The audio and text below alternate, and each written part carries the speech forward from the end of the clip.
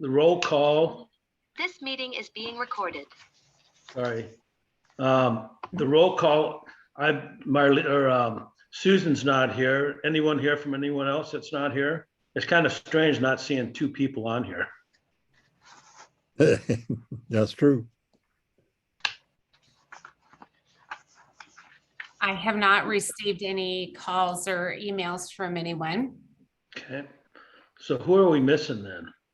Well, there was one at the end of Marlene that, let's see. Cole, it looks like Marlene's here. Yeah, I'm trying to finish my dinner, so I'm hiding my mouth. Missing Susan and Colton. Oh, Yeah. Colton, that's right. Yeah, Okay. Colton. And Russ is up now, right? Yeah, it's Russ is there. Yeah, I always see everybody but Colton. And Byron's here, I see. Yeah. So is there a motion to excuse Colton or? I make a motion to excuse Colton. I'll second that. Have we heard from them? we've heard from Susan. We have not heard from Colton. Colton is in now. Perfect. Okay. Okay, well, I make a motion to excuse Susan. I make a second. Okay. All right. Is there any guest business tonight? Doesn't look like it. All right, action items. Approve the February and March meeting minutes. Does anyone have any comments about those 2 months?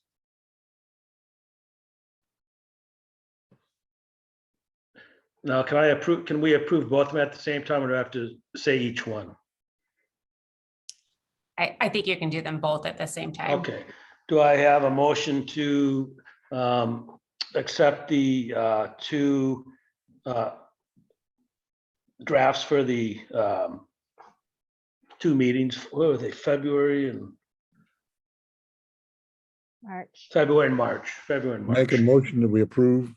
I'll for February second and March. that. I'll second it. Okay. All right. Now we get into the situation of Chris leaving. We need to approve a Parks Board chair. Do you want to take a vote on the meetings before we move Oh, yeah, on? I'm sorry. Yeah, sorry. Okay, so all in favor, aye? Aye. Aye. Opposed? Okay. Went through. All right, now back to the Parks Board Chair position. Is there anyone that would like to fill Chris's spot? I wouldn't mind doing it again, but if somebody else wants to do it, then that's fine too. Okay, well, I'll motion Tina to become the chair. I second. Okay, all in favor, say aye. Aye. Aye. Aye. Any opposed? Okay, Tina, you're the new chairperson. Congratulations. There I Second am. time around. Good for you. Okay. All And you're right, still my right-hand man. I'm your right-hand man, at least till the end of the year. So, What? okay, so we're going to talk about the staff report for the plaque and memorial policy. Is that you, Jill, that's going to talk about that first and then Russ, or? Sure. Okay, We talked 2 meetings ago, I believe it was at your February Park Board meeting, and you were presented with a draft of the plaque and memorial policy. Park Board did have some comments on the prescriptive sizing. There were some other items discussed as well. And then towards the end of the meeting or end of that discussion, some of those questions were answered. So of the input that the Park Board had was regarding a prescriptive size for the park furnishings. Those are the dedications that the Park Arts and Parks Foundation handles for the city, and those are on specific items. And one of the requests of the Park Board was also to outline those items and list them. And on page 2 of the document, those the park furnishings were defined, and then also the size of the plaque for those items was included in the updated language. And then also for the single plaques, there was a prescriptive size that we used on the last one that we've installed. And I did put that in there. And that would be for just the single memorials. Some of the other things that we may memorialize, such as an event, I think those will be on a case-by-case basis and at the discretion of the director. And I think all of the changes that were mentioned and not sorted were included in this update. And with that, I'll be happy to answer any questions or hear any comments. It is for your approval tonight. I have a question about the poles. I really don't know what those are. A peace pole?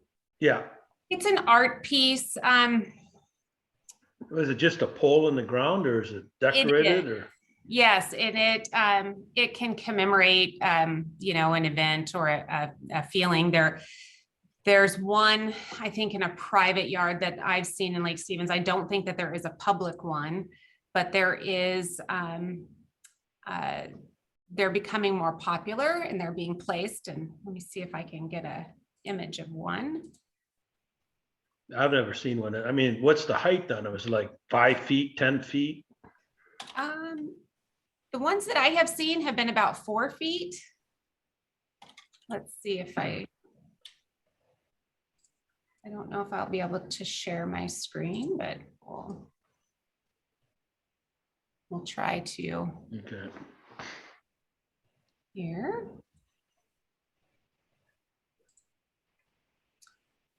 Now it looks like I can't share screens or share my screen. Is there a setting that's easy to flip, or is that a?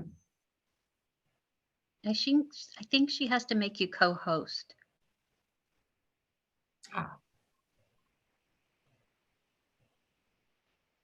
I just looked it up on my phone. What is a whatever kind of pole that is? And Peace pole?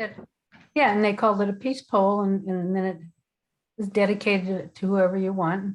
It just, they show you pictures of it. If you just look, say, what is a peace pole on your phone or whatever.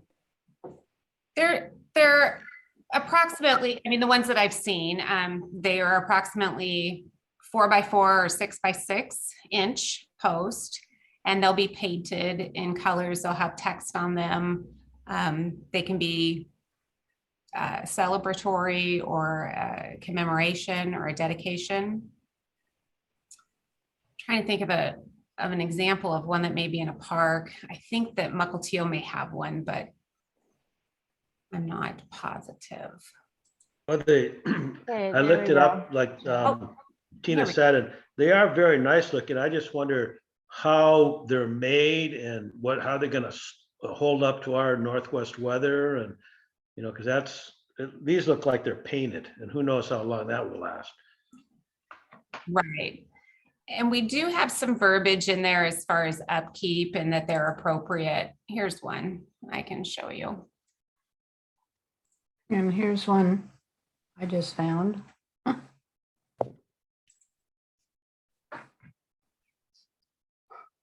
Oh,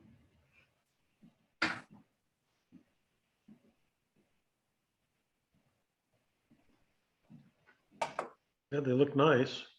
yeah.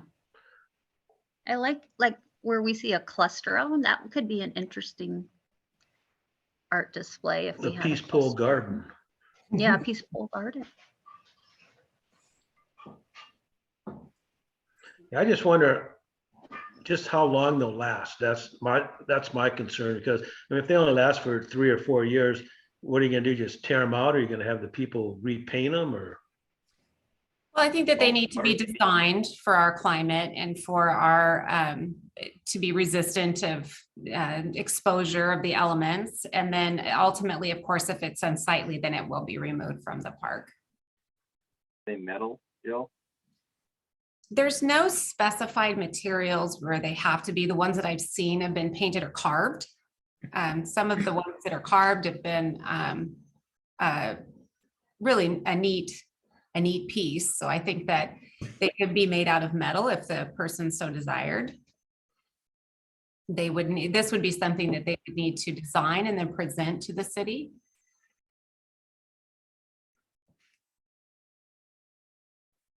Since this is kind of a new idea, maybe we should table this one until the next meeting, and then we can come back to it and maybe provide some examples and think about some media that would be appropriate. We could almost, so using the poles, whether we used cedar, redwood, pressure treated, something like that, I think we could do. But maybe instead of the painting, I've seen other examples that have plaques that are then attached to those. Those could be out of metal or some other material that's going to be a little bit more substantial. So if the board's not ready to make a decision on that piece, we can bring that back with a bit more information. I make a motion that we move it to the next, do a little more study. I second, Carl. Because it's such a new idea. We're not, I've never seen one, but they look very nice. Okay, so do we want to table this? All in favor? Aye. Aye. Aye. Opposed? Aye. Okay, now it looks like we'll table that till next meeting. I have a question, Jill. Sure. On the application, so it says that furnishings will go through the foundation, but trees, everything else goes to you, right? To the parks, yes. Right. the Well, it goes approval to of the the city director. first. Yeah, the city. Yeah. Did we say that? It should be covered on page 2, I believe. Hold on one second. Let me pull it up.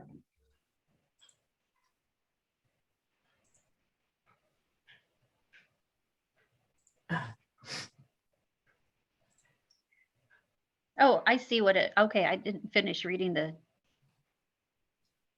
Yeah, on page 2 towards the yeah. application and approval process. Yeah. Thank you. Yeah. Going back to the memorial itself, the verbiage, does everyone agree with what they've done, like sizes and things like that? I think it's fine. Is there anyone that objects to that, any of that verbiage? Okay. All right, anybody else have questions? Should we take a vote on that verbiage issue, Russ or Jill? I think when we bring you back, when we bring you back the policy, then you can approve it as a whole. Okay, all right, fair. If there's any changes that anybody would like that we can incorporate in when we bring that back, that would be helpful now. Okay. All right, anyone else have any comments on this? It's a big thing, so think about it. I think it's awesome that we're doing it. Yeah. All right, well, I guess we'll move right along in Parks update. Perfect. Had a lot going on, and I want to bring everyone up to speed and answer any questions.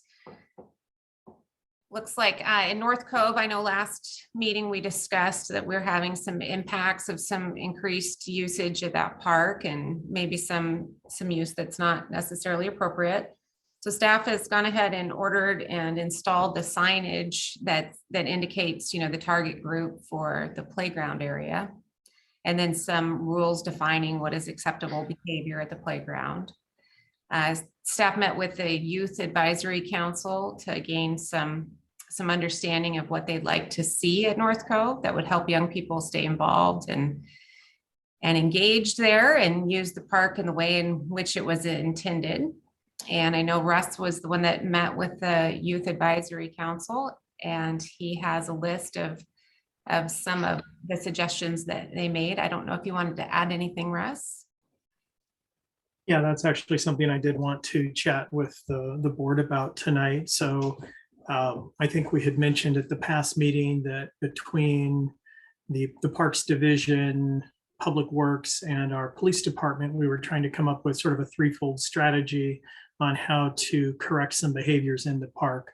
Some of that's our maintenance routine on when we have personnel in the park, stepping up enforcement, which is partly what Jill just suggested, that we got the new signage as well as additional officers making rounds through the park. The other part of that is what activities can we provide to provide different opportunities for different age groups. So instead of just saying no, no, no, we want to be a little bit more positive and what are some of the yeses. So meeting with the Youth Advisory Committee, they made several suggestions for some outdoor type equipment. One of the things they had suggested, and it was kind of interesting because Marlene had made a similar suggestion that they would like an outdoor ping pong table. To them, that was really popular. So that was something that was sort of funny that Marlene brought that to Jill after I'd already talked with that group. So that's something we're going to look at, maybe look at some other game stations for them. We've talked about at the front of North Cove Park on the plaza by the old bridge deck, maybe putting in some skate park equipment, just some small features, not a full-blown skate park, but just a few skateboard features, so can have them in an appropriate place. And they're going to go back with the high school and middle school and do some survey work and report back to us if there are any other types of activities. Some of the things they've suggested won't work at North Cove, like basketball courts and things like that. It's just not laid out to at this time to really have those types of facilities. They also talked about this game, and I don't recall the name of it, but essentially it's like a little a trampoline, and then you sort of work inside of that. And that was something they were interested in. Some other types of sports. If we did that, we would have to come up with a strategy to rent out or check out equipment in the park. That's not impossible. It's just something we need to work through policy towards. But it was a good, healthy conversation at the end of the day. Again, really trying to figure out ways to provide alternatives, not just the carrot and the stick is what we've been talking about. So I think that was really important, and the Youth Advisory Council was appreciative that we were thinking on those lines as well, to be inclusive in our parks. Are we gonna work on that a little bit to narrow down what we'd like to see in there, what we don't want to see in there? I would say if you have suggestions on what you don't want to see, I'd love to hear about that. When I get a good list of what we do want to see, I definitely need to go back to council and get a budget line item to do that, to make some of those improvements. Okay. Carl, you had a question? Yeah, I have or a comment. The farmer's market, it says no bikes or scooters, and it's really busy with people, and the kids zoom around there. I got after several of them because it was just so crowded. We're lucky that someone didn't get kind of clipped, but we hate to be negative, but we've got to have someone from the city or something just cool these kids off. Because I'm with Carl on that too. That I think with the skate park we have, bringing a small piece there is just going to cause not trouble, but just chaos with the kids going in and out on their skateboards, and just my opinion. That's sort of what the problem is we keep saying no, no, no, and they do it anyway. So Yeah, staff true. from City Hall are constantly out there chastising, and so looking for maybe a different method.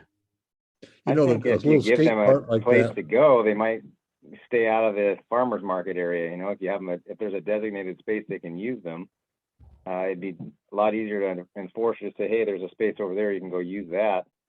Don't use it in here. Don't come on the pathways where people are, vending. excellent, that's great. Yeah, I agree with that too. But the only thing is, if it's super popular, you're going to get so many kids down there, and they have a dedicated spot for skateboarding.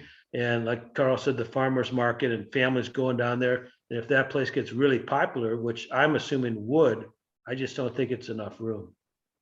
I think the thing is, the kids hate the farmer's market. At least mine do. They just don't want to go there, and they're bored, right? So as it gives the parents an opportunity to say, hey, go play in the little skate park or go play on the playground. It gives them something else if they can bring their scooters and know they have a designated place to go, or their skateboards or whatever it is, I agree. It's not going to be, you know, a dedicated skate park like Cavallero, but it would give them something to do and kind of keep them out of people's hair, in my opinion. Yeah, I agree with Brian on that. I think that's more of it's an outlet for families instead of just, you know, an avenue for, you know, trouble, I guess, in that sense, because I could see my kids doing the same thing. It's the bikes that are the toughest thing. Right. That's true. Agreed, Carl. Yeah. Well, perhaps we can do a rollout of the ping pong tables. And I say plural because I think it would be a very desirable thing to do. Maybe we can do that during the market. So I was curious Those are about really- the ping pong tables. I've seen concrete ones where the net's made of concrete and they hold up really well. I was wondering how is this going to be implemented? I That's was going to say exactly the what we same would thing, have to look Colton. for is an all-weather surface. I have an And also the example. other thing we talked about though is mobility. For example, we had talked about putting those out on sort of the concrete stage area down by the water. And if you do that, then if you need it for stage use, how do we move these things? So there are still some logistics that we need to work through, but yeah, it has to be an all-weather. Got a call from Gwen Peters. Meeting.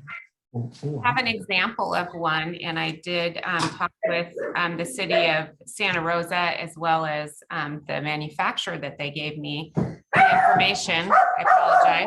Sorry. They It's have a National good Pet Day, example by of the one way. at Silver Lake Park in Everett. There's an outdoor ping pong table there.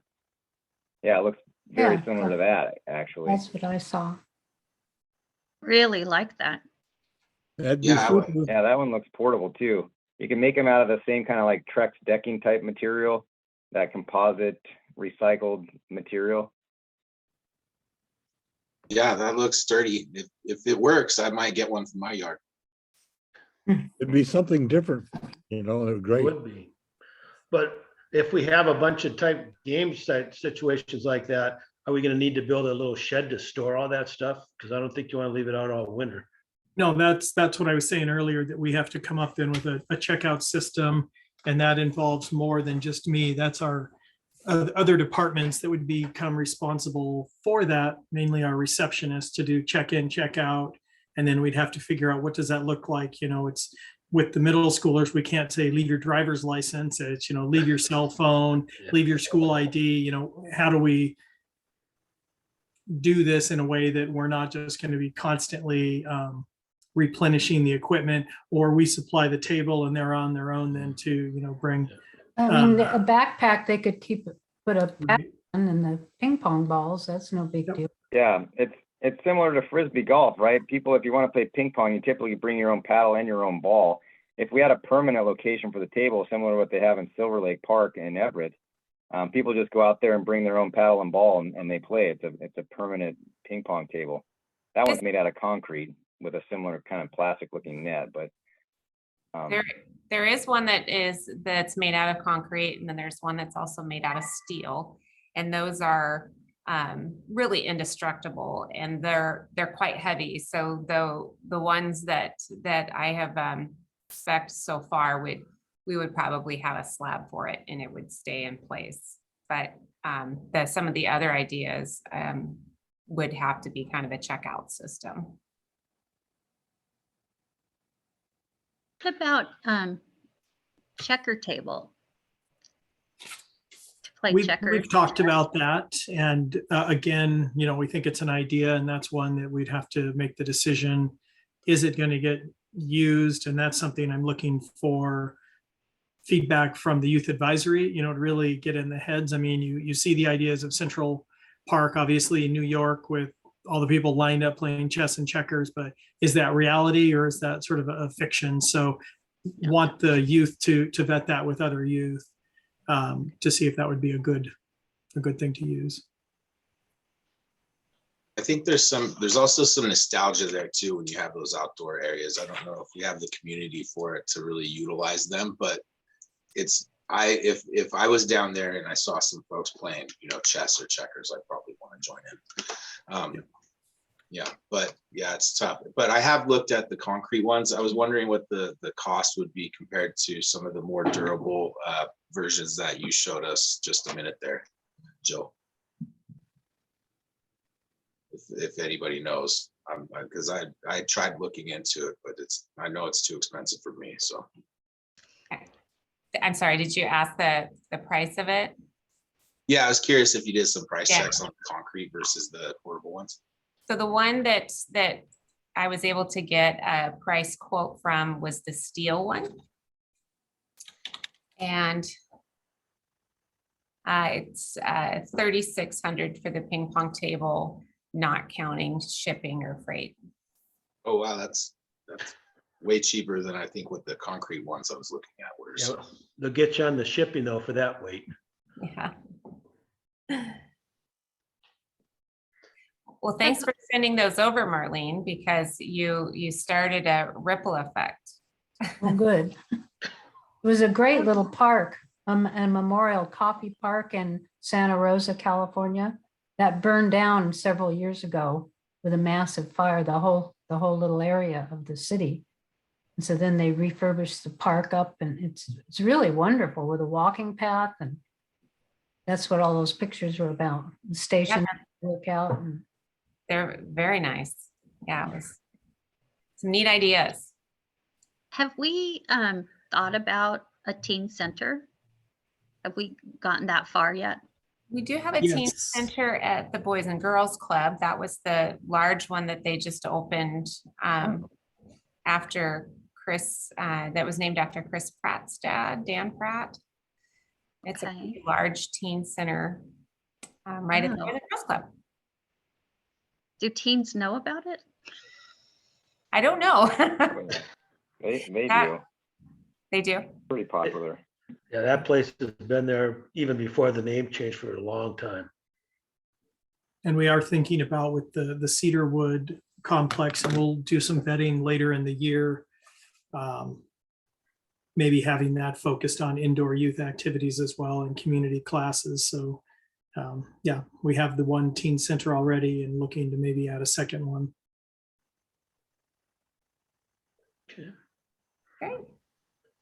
Anybody else want to make a comment about this stuff? Or are we ready to move on for Jill to keep going? Jill? All right. So Eagle Ridge Park, the next steps are to begin the cultural resource survey. And our construction timeline is to start planning in 2022 and construction in 2023. Of course, that's subject to change as long as everything rolls along. Then we're good. If not, then we may have to reassess that one. Cedarwood Community Center, as we were just talking, we are working with a firm to develop a scope of creating kind of an as-built. There are no building plans for the building at this time.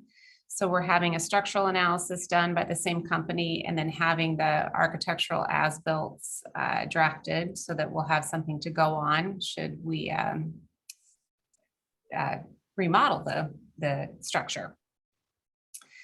Sunset Park, we are finishing up our contract with our consultants, and the park planning work will begin soon. Public outreach will take place after the initial info is gathered regarding the stability of the dock, and then any other structural needs along the bank for any shoreline stabilization. And you guys, of course, will be kept in the loop on that, and we'll probably head the charge for a lot of our citizen comments and our public outreach. Centennial Woods, staff met with Puget Sound Energy to discuss the additional parcel adjacent to the city-owned parcels in that area. PSE is going to be meeting with their staff, and they're going to come back to the city with some information on the feasibility of that other parcel being added to our parcel. And then we will have some critical areas analysis done of the site there to see what we have that's that we have to work with on that site. The Trail Master Plan, phase 1 of the of the plan from 20th to 8th Street. We're in acquisition of the easements at this time. Frontier Heights, we are looking to prepare an RCO application for a grant on this park to develop the multi-use synthetic field and then the pickleball courts for adjacent to the basketball court up there. Events, recreation and culture, we have the spring sprints. They're coming later this month at North Cove. The boat launch will be closed all of Saturday until Sunday at 5 p.m. of that date or of that weekend. The Lions Club Fishing Derby will be on May 21st at North Cove Park. On June 4th, the Arts and Parks Foundation will host the Lake Stevens School District bands. They're going to have all of the school bands perform at that festival. That'll be a lot of fun. The Health and Wellness Fair. This is taking some of kind of reinventing the health and safety fair. And there's an individual in the community that brought this forward as part of the RFP that we put out for any recreation and events. So that's going to be on June 26th. The Lake Stevens Chamber of Commerce is planning a 4th of July celebration on the 4th of July. The farmers market's getting geared up to start on June 1st, and it will continue through August on Wednesdays downtown from 3 to 7. The Arts and Parks Foundation is also putting on an after-hours event. I know that they're in their planning phase of that. Aquafest is going to return to Lake Stevens the last full weekend of July. It will be a little modified this year. They're working through some of the logistics on their end, and they may have some new stuff to showcase, and they're looking for volunteers as well. So if any of you'd like to volunteer on that board. Theater in the Park will return to Eagle Ridge, August 7th and August 14th. The performances will be Shakespeare's Midsummer Night's Dream, and then the children's theater will be Who Stole the Queen of Hearts Tarts. And if you haven't seen those theaters, they're really entertaining. And they have added microphones last year, and they're going to continue it this year. So you can sit a little bit further away and still get all of the dialogue. But they do a wonderful job, and they have and it's been well attended. That's all I have for the parks update. Jill, I have a question about the pickleball courts. Are they thinking of just like 1 or 2 or 3 or 4? Or? I think the plan is to put 4, and that would be similar to what we discussed with the ping pong table. We would have the courts and then the fitting, so people could bring their own nets and their own equipment to play it. And that seems to be the common approach to pickleball courts going in now. And also along the line of pickleball courts, I'm sure you heard, but the Washington State Legislature has officially adopted pickleball as our state sport because it started on Bainbridge Island. Isn't it by a doctor? Yes, that's what I hear. That's funny. I have a question. You bet. What is a cultural resource survey? That is an anthropologist that will come out and make sure that there is no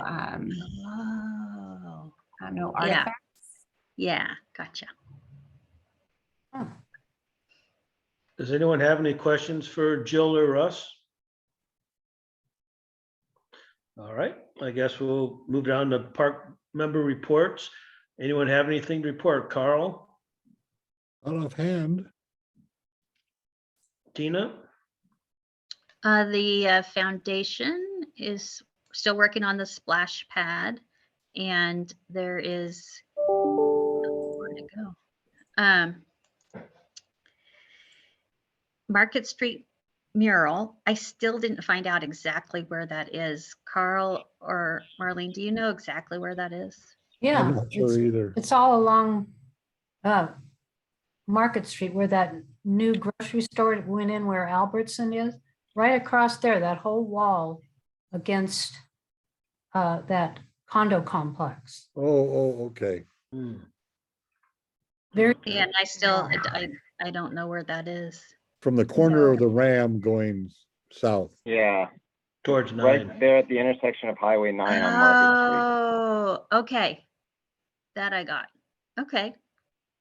Well, we selected an artist. Her name is Shauna Duncan, and she's putting together a concept drawing, and it's going to have Mount Pilchuck, the lake, local stuff, animals, historic things, things like that. So very similar to what we did with the splash pad. And we are still working on putting some park, we're calling it park signage, but it's the informational kiosk, I guess you'd call it. I'm not sure what we call it. Jill? I think there were some interpretive plaques as well. That's what they're called. Yes, that's what they're called. And then we already talked about the band festival. And the scholarship, our annual scholarship, Gisela Hinchcliffe Scholarship, is going to go out. And usually we go out to the high school art classes and ask them to make a poster for regarding one of the parks. So that's going out. Who's going to judge that this time? I don't think we've gotten that far. Okay, because wasn't it before just the art council members decided, and a couple teachers, I thought. I don't know. Yeah, something along that line. Okay. Yeah, it would make sense that they did that and brought some other teachers in. Okay. we don't have our arts. I know, our commission. so- Yeah, right. All right, And go ahead. that is, well, we're working on a grant from Snohomish County Park that is for the band festival. And also the interpretive center or displays. And that's what the foundation is up to. Marlene, you want to add anything to that? No, that about covers it. Okay. Ryan, you have anything?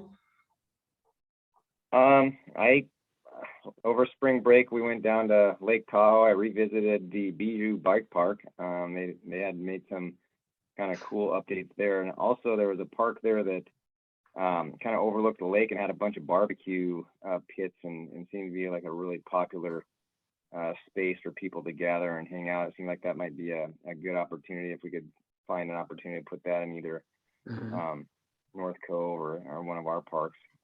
Like a nice. I like that idea of barbecue. I mean, it's nice to have one that's covered, but on the nice days to have just some barbecue sitting out there so people can barbecue would be nice too. Yeah, people just took some charcoal out there, throw it on the grill and hang out, and there's places to eat and just kind of enjoy the view. So right. It reminded me of North Cove Park, and I thought, oh, that'd be something nice to see if we could put in that space, either kind of over towards the creek or looking out over the lake. So just something to think about. And Byron, where'd you go on spring break, you said? Lake Tahoe. Oh, the big one. We do have the barbecues and they're ordered, and the public works crew will be installing those soon at North Cove Park. Oh, cool. Right on. Anything else, Brian? That's it for me. Colton, how about you? Anything? Yeah, jealous he went back to my old hometown, so I'll be heading down there, I think, in a few weeks to see some family, but hopefully you had a good time.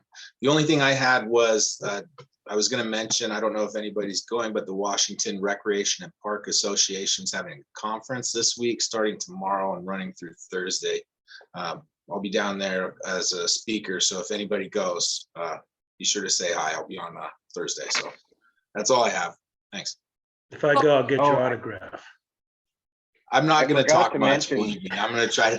I got called in last minute. I still have to figure out what I'm going to say. Colton, which class are you speaking at? I'm speaking on the behalf of the Washington chapter of the Recreate Responsibly Coalition. So, That's great. yes, safe, productive recreation this summer is what my motive is. I'll be down there. I will stop by and give you a There hug. you go. Oh, great. Your number We'll one see that. fan. It'll be nice to actually be able to do something in person. It's been so long since we've been able to do it. So I'm looking forward to it. Yes. Anybody else? Roger, sorry, one more item.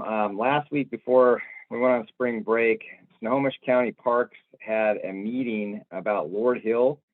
And they're going to be taking away all of the mountain biking trails and opening them up to everybody. So the one directional mountain bike trails, all the jumps, the drops, and all the berms are going to be taken out. So hugely disappointing to the mountain bike community. I think it's a great opportunity for us to try to fill that void in Lake Stevens and bring people in. If we can build some trails like that here.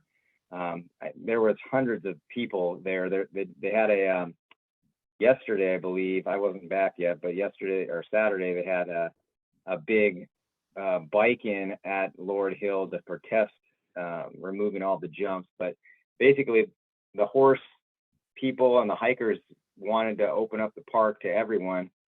So they just decided to remove all of the mountain bikes can still be there, but nothing that causes the tires to leave the air or leave the ground. So I really think that's a big opportunity if we can put like some jump lines and the pump track and things like that at Centennial Woods or any other place. I think you're going to get a lot of people because Snohomish County in general just doesn't seem to be open to that. And everybody, all the mountain bike community wants to have something like that. And none of the cities seem to be doing it. So it seems like it'd be a great opportunity for Lake Stevens to. So why did they take the jumps out? Just because the trails so people wouldn't get injured from people flying over jumps, or is it just a safety factor? There's 4 mountain bike only trails that are directionals because mountain bikes coming downhill is dangerous for having hikers or horseback riders riding up. Mhm. And so what was being protested was the fact that mountain bikers had 4 of their own trails and they weren't open to everybody. And that was exactly what people said. Like the mountain bikers are saying, hey, this is dangerous if we let people come up when we're going down. And so kind of without really asking the mountain bikers, they just said, we're going to take all those features out so that you don't have a reason to go fast. And it's just going to be slow mountain bike trails, hiking and horseback riding. So the only place that mountain bikers have left in Snohomish County really is Japanese Gulch and the Pilchuck Tree Farm, which is only open seasonally. So there's not a lot of opportunities. Well, the Stevens Pass are opening up their bike thing, aren't they, this year? Yeah, they are. That's a downhill paid. You got to pay to haul your paid. bike up. You have to have like a downhill mountain bike. Those are huge jumps and things like that. So, but locally in Snohomish County, it's kind of a black hole. Mhm. Well, Russ, I know we've talked about this before, but what about the old dump site? I mean, that'd be like, to me, would be a perfect spot for a bike trail because there's really nothing there except for old garbage waste. We'll be meeting again later this week on that site. It definitely has some, how do I want to say this? It's going to have a lot of constraints. Biggest one, not being able to disturb the membrane. So you'd think that would be a natural for mountain bikes, but it may not be if that membrane gets disturbed. And then I won't get into all the science, but the soil is going to decompress and the leachates start coming out where they're not supposed to. So that's something we're going to continue to study. But I do think, though, at some point we'll bring back the next phase of Eagle Ridge after the planned improvements are done, which will be under construction next year. Then we'll look at the backside of Eagle Ridge like we talked about last year for some mountain bike tracks. And obviously, as we build out Centennial Woods, there's an opportunity, along with the pump track, that it wouldn't be anything to the level that Brian's discussing there, but Eagle Ridge is the best location to have a local mountain bike course. All right. Anybody else? Well, I don't think we have any council members, so there's nothing. Russ, is there any council thing you want to say to us, or? No, I think we've covered a lot of those issues. You heard about our discussion with the Youth Advisory Committee, 2 council members, 3 council members sit on that group, so they're well aware that we're trying to come up with solutions. Talked about needing to get some budget for that. Jill gave you an update on everything else, so I think you're well informed. Okay, great. Anyone want to add anything to the upcoming agenda items? I think that we should, look at the poll thing, but we've already agreed on that. But is there anything else anyone wants to look into the next meeting? All right, well, I make a motion to adjourn. Make a motion to adjourn. To second? I'll second. All right, well, that's it then. Everybody have a nice evening and we'll see you next month.